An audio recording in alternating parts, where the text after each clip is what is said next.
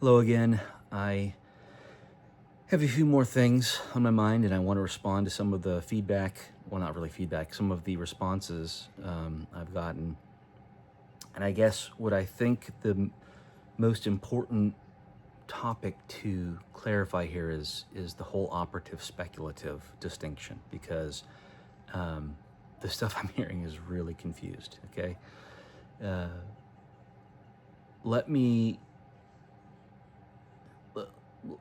let me first say it's hilarious to me because both like the fake Freemasons who don't like, I guess, what I'm saying, uh, they're exactly the same as the uneducated Christians.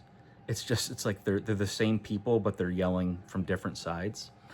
And so I get these Masons are like, "You're not really a Mason," and you don't know the secrets. You don't understand, right? Okay.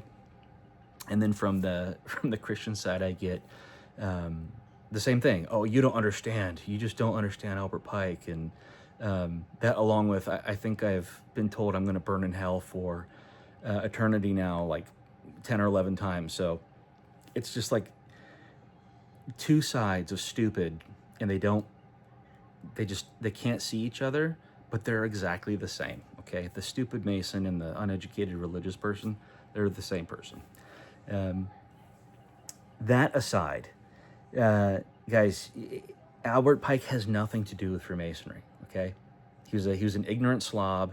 He made up just a bunch of crap that he decided was going to be the Scottish Rite, um, and it's so important to realize when this happened, because the timeline really makes a difference. All right, the papal ban on Masonry is 1738, I think, somewhere thereabouts. Albert Pike's uh, Scottish Rite stuff, that doesn't occur until the 1800s, right? So it's almost, gosh, I think it might be like 100 years after the ban, after the Masonic ban, that Pike comes into play, okay? So Pike had nothing to do, okay? Morals and Dogma had nothing to do with the ban on Masonry. But I'll get into that a little bit later, because the first thing I want to do is I guess I want to try to start every single time by saying Freemasonry is an academic religious tradition. It's a system of Trinitarian Christian morality veiled in Socratic philosophical allegory and illustrated by Euclidean geometric symbols. That's what Freemasonry is. When we talk about operative versus speculative, and before I start explaining it, let me read a passage here from the California Ritual, or from the Monitor rather, which I would note. People like to complain about, well, that's just the ritual you use. Look, there really is no true diversity of ritual. There is valid ritual and there's bullshit, is what there is. And your ritual, in some ways, it's the least important part of Masonry, because it can be whatever you want. Okay, like you want deacons walking around, you want to, you want to do your staircase a certain way. Who cares? That's all irrelevant. What's important is what the message is. What's important is the words that are being delivered. So you could do the ritual however you want, as long as it maintains the Bible, the Christian theology, the Socratic philosophy, and the Euclidean geometry. Okay, as long as those things are in play, make up your own ritual. I mean, not make up your own ritual, but you can observe and present the ritual literally any way you want. Okay. What happens though is you get these clandestine lodges, and you get these guys who they want to make the lodge like their magical wizard hangout. And so that's when you get problems, because not only are they completely perverting the ritual and they're just making it a giant piece of crap, but now what's being said and what's being presented, now it's also perverted and stupid, and it's just a mess, right? So I go over that because I'm going to read this part from the ritual, but what I'm reading here is going to be represented in some way, shape, or form in any valid ritual, okay? And pardon me while I make this even more tedious, you think of the Pythagorean theorem, it has over, it's got over 300 unique proofs, okay? 300 plus unique proofs that all prove the same thing. So it goes with Masonry. You could do the ritual to your liking. I think they call it local conditions. So again, the ritual,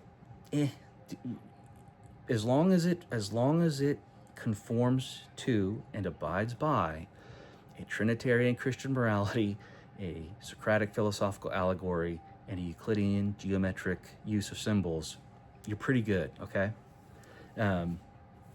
All right, that said, let me read this part from the first degree, and I'm going to start sort of mid-paragraph. And by the trestle board, we are reminded that as the operative workman erects his temporal building, agreeably to the rules and designs laid down by the master on his trestle board, so should we, both operative and speculative, endeavor to erect our spiritual building agreeably to the rules and designs laid down by the supreme architect of the universe in the great book of Nature and Revelation, which is our spiritual, moral, and Masonic trestle board, okay? So just to sort of backtrack here, the first degree is telling us that operative and speculative Masonry are in some way linked, okay? And not only that, but I do want to highlight the fact that the Mason's trestle board, and I don't care if you're in California, I don't care if you're in England, I don't care where you're at, the Mason's trestle board is the book of Nature and Revelation, okay? That again is a Christian concept. It's a Christian term. You guys would do well to learn about that idea and that concept and what it means and what it entails. That said, I've had from what I read and from what people say, because whenever I ask somebody what is Freemasonry, instead of answering my question, they give me some shitty history. Like, well, back in the 16, I don't want the history of Masonry. I don't need you to teach me the history of Masonry. I want you to tell me what is Freemasonry. Give me a definition, right? Masons can't do that for some reason. And unfortunately, when these guys want to go through their, off the cuff history, there's some stupid description about, well, at some point the operative lodges became speculative because operative Masons started letting in, philosophers and people like that, okay? Wrong. That is not how it happened, all right? Operative lodges of stone Masons were always operative and speculative. What happened is the operative stonemasonry slowly died out, leaving only the speculative aspects, okay? This stupid-ass idea that operative stonemasons just, magically became speculative philosophers one day is really asinine, and it doesn't make sense. And even the so-called Masons who try to explain it to me, they can't explain why that happened. It's just, well, the internet told me, some AI summary said that's how it went.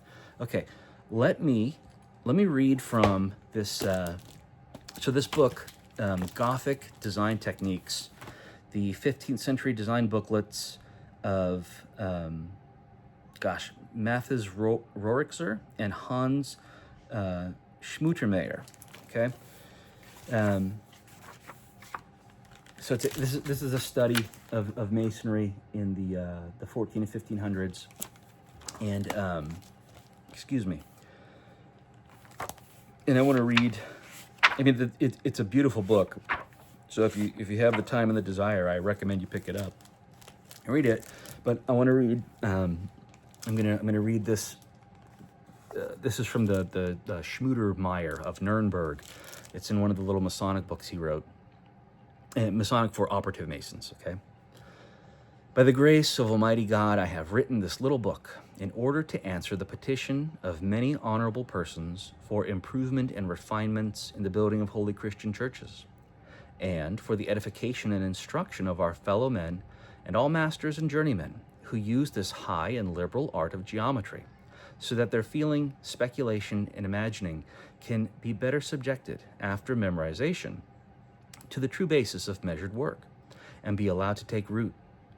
Fundamentally, this art is more freely and truly planted and developed out of the center of the circle, together with its circumference, correct rules, points, and settings out. I explain these matters not because I wish for my own honor, but more to praise the fame and reputation of the old-timers, our forerunners and rule makers, and inventors of this high art of building construction, which has its original true basis in the level, set square, triangle, dividers, and straight edge, and which is now pursued with precision, subtlety, higher understanding, and deeper reckoning. Okay? This was written in the 1480s, all right? The dividers, that's the compass. So we still use the symbolic use of our tools was already in place back in the 12, 13, 1400s, okay, 1500s.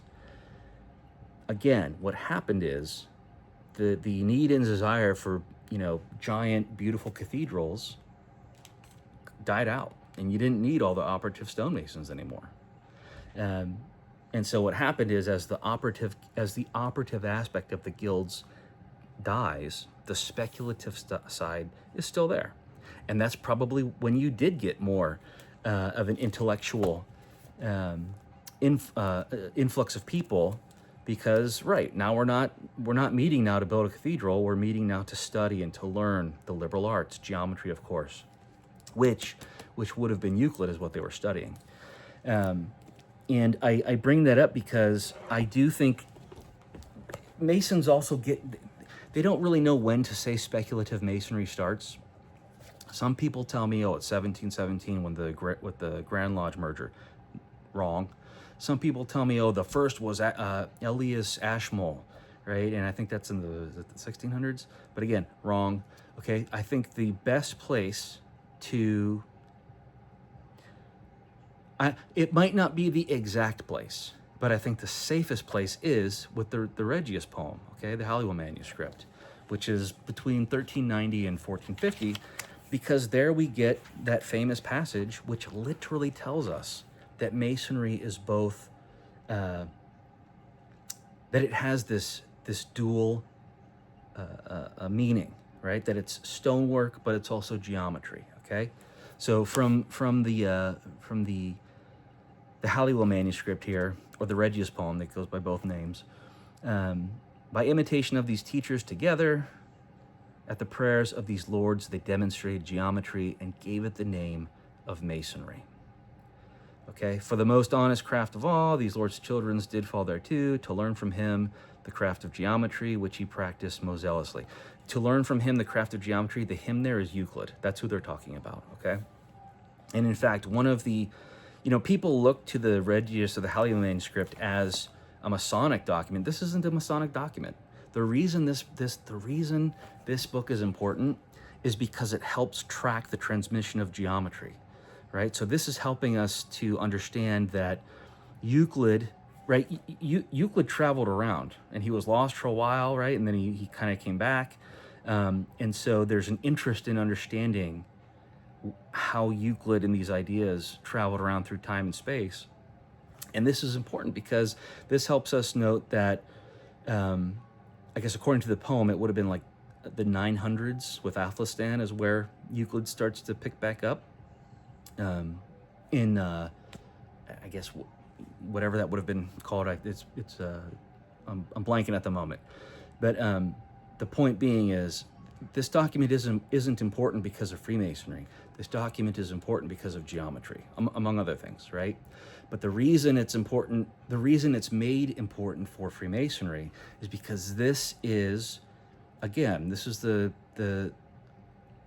think the strongest supporting document that helps us establish this operative speculative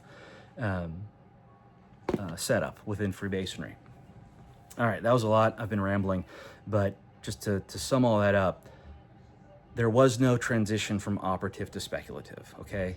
What there was a dying off of the operative, which left the speculative, which was always there to begin with, all right?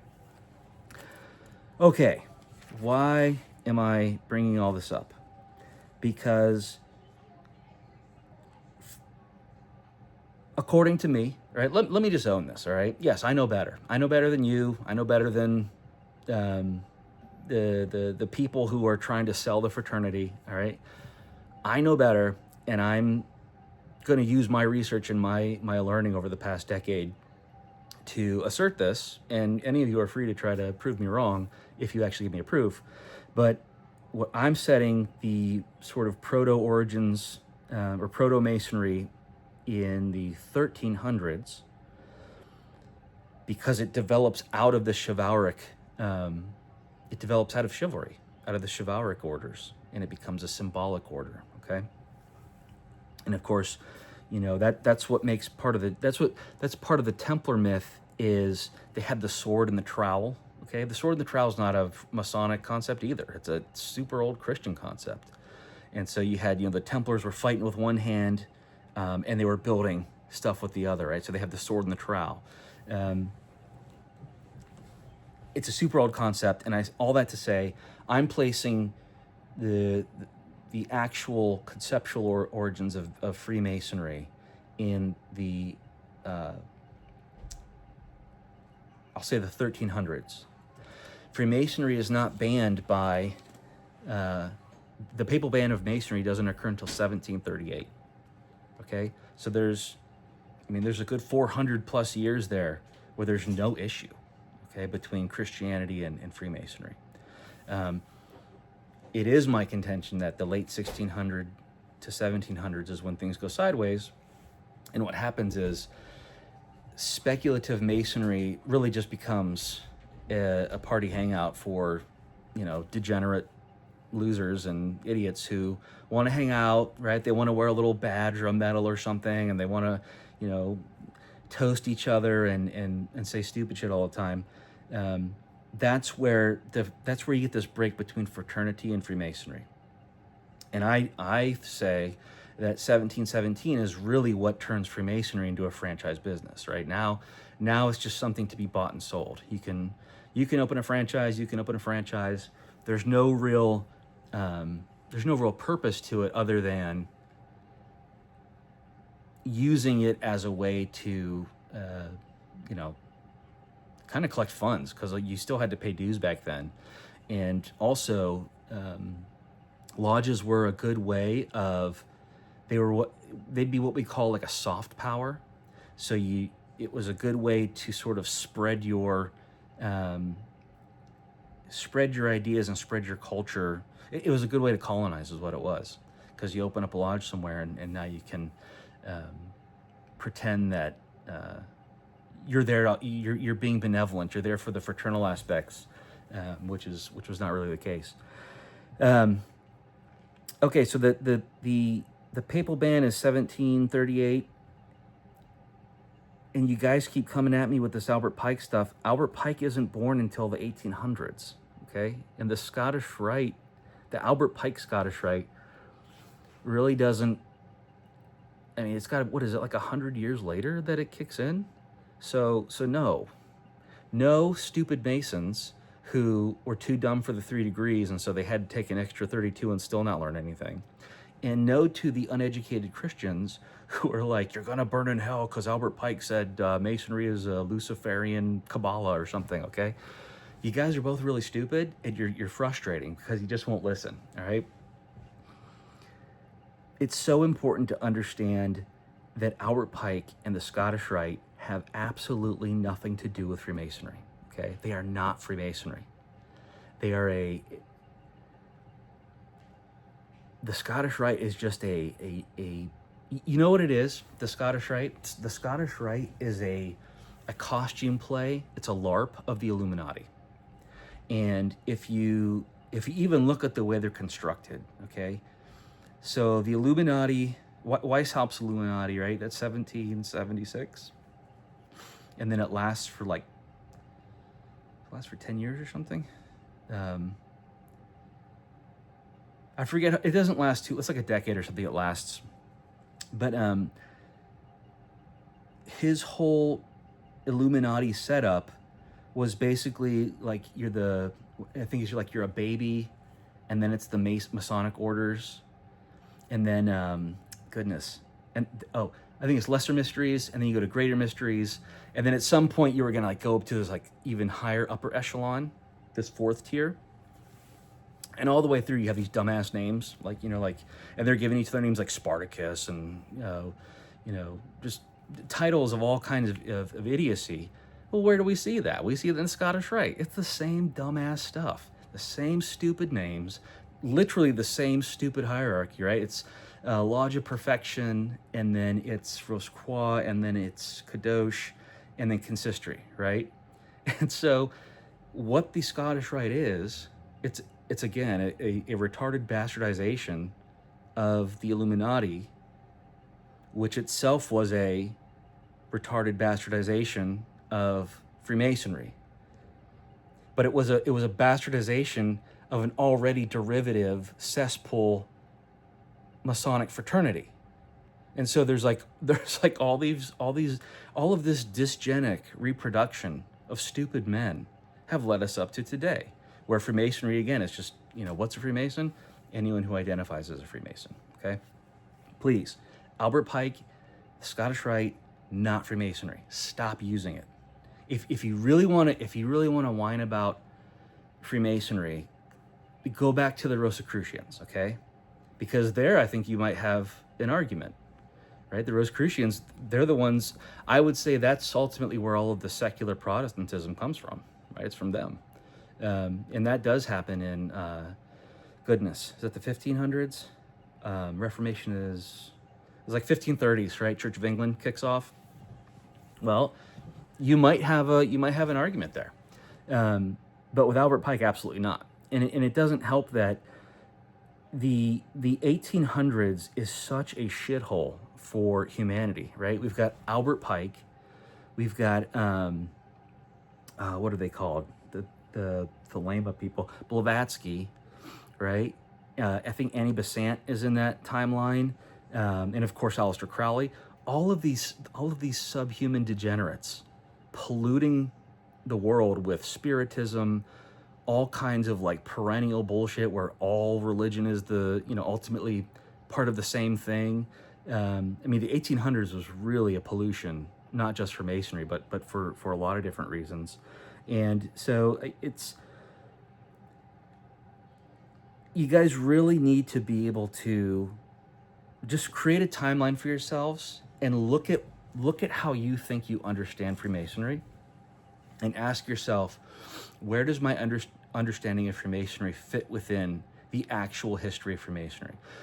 A lot of people don't agree with, well, most people don't agree with me about the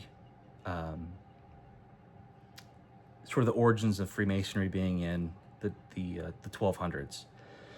I'm going to stand on that. I'll stand by that. I've written a lot about it, and so you're welcome to read through it and read my arguments if you want. But even if you don't want to take my argument, I don't think you have an argument with regard to when speculative Masonry starts that doesn't begin with the Regius poem, okay? Because that is, not only is that already noted or acknowledged as the sort of founding document of speculative Freemasonry,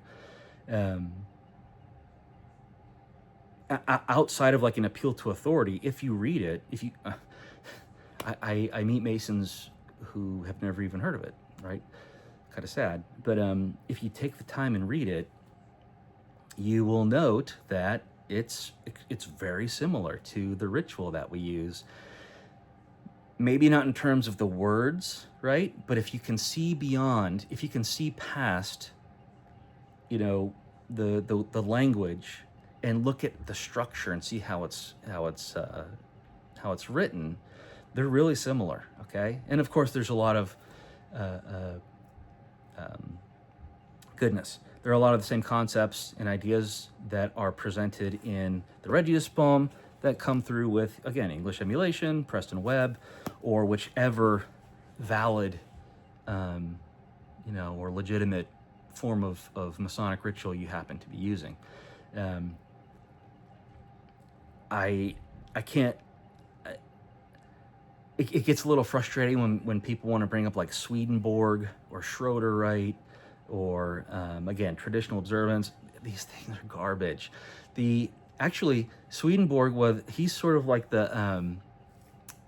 he's known as like the father of Spiritism or something, and it's not a coincidence that he made some shitty lodge, right, that kind of died immediately, or I guess it wasn't, it was like 10 years or something afterwards, but it didn't last long at all. And part of his whole thing was being a mystic and hearing voices and talking to, angels or whatever it was. That stuff has nothing to do with Freemasonry, okay? Freemasonry is not your perennial junk drawer. Freemasonry is not your mystical wizard hangout, okay? It's not your DEI safe space.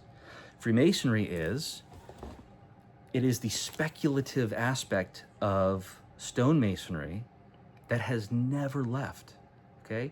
Right, we're not building cathedrals, but we're building our minds, okay? And a lodge is supposed to be a number of educated men who are constructing these academic and spiritual edifices, right? And I don't understand why that's so difficult for people to understand.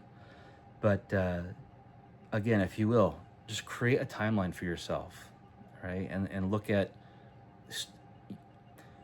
if you don't want to start with Ramon Lull in the Book of the Order, start with the Regius manuscript and go through today. And then understand how, be able to identify the fact that the speculative Masonry has never changed, okay? But what changes is the sort of fraternal aspect. And the fraternal aspect, again, is just this dysgenic rot that gets worse and worse and worse with each generation. And Masonry hasn't changed at all. I mean, if you actually read the ritual, it's these are the same concepts, the same Pythagorean proof, right? I mean, I'm using that symbolically here, but these are different constructions of the same proof of what Freemasonry was when it was both operative and speculative. Gosh, that's a lot. I don't want to make this one too much longer, so I'll say cheers. Hope you had a good Fourth, and I've taken a liking to a little quote that I guess I kind of made up or whatever, but I encourage you all to enjoy a glass of wine, and I would say veritas in bono vino, Christus est, vitis vera. Cheers.